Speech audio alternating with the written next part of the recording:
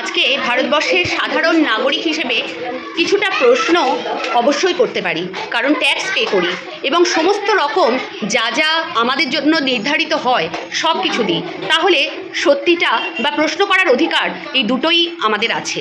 সত্যি জানার অধিকারের সূত্রে জানতে চাই যে এই যে আপনারা এতগুলো মানুষের শাস্তি প্রদান করলেন, অবশ্যই শাস্তিযোগ্য যারা ছিল তাদের তো আপনারা করতেই পারেন, কিন্তু যারা শাস্তিযোগ্য নয় তাদের শুধুমাত্র সন্দেহের বশে এই ধরনের শাস্তিটা দেওয়াটা কি খুব জরুরি ছিল?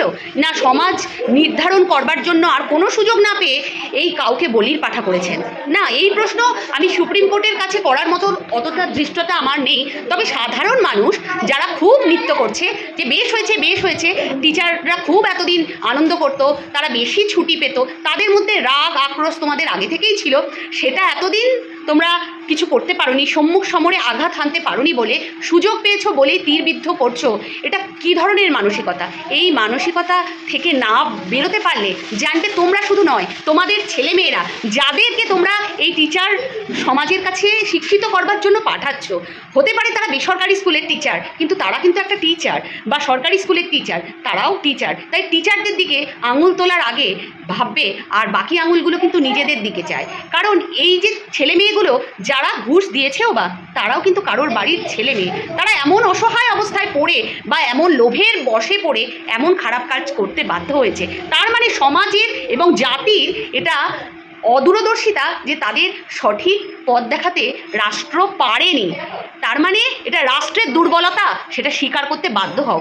মানুষ দেখে শেখে এবং সেই দেখানোটা আমাদের সমাজ দেখাতে পারেনি।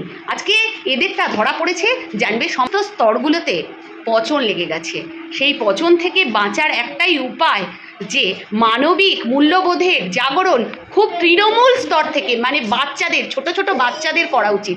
আজকে যেসব মা বাবারা বাচ্চাদের রিল করার জন্য প্রলুব্ধ করছো এবং টাকা পয়সা রোজগারের জন্য তাদের উস্কাচ্ছ, তোমরা আজকে জানো তোমরা শিক্ষিত হয়ে তোমাদের ছেলে মেয়েদের অন্ধকারের দিকে ঠেলে দিয়েছো।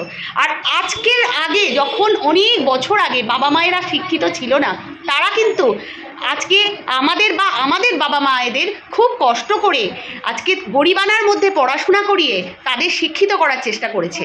তার মানে তোমরা পারোনি, তারা পেরেছে। মানে আমরা হেরে গেছি, আমাদের টোটাল সমাজটা হেরে গেছে। আমরা ছেলে মেয়েদের সঠিক দিশা দেখাতে পারছি না এবং আগামী দিনে এইভাবে যদি চলতে থাকে আরও খারাপ অবস্থা দেখা দেবে।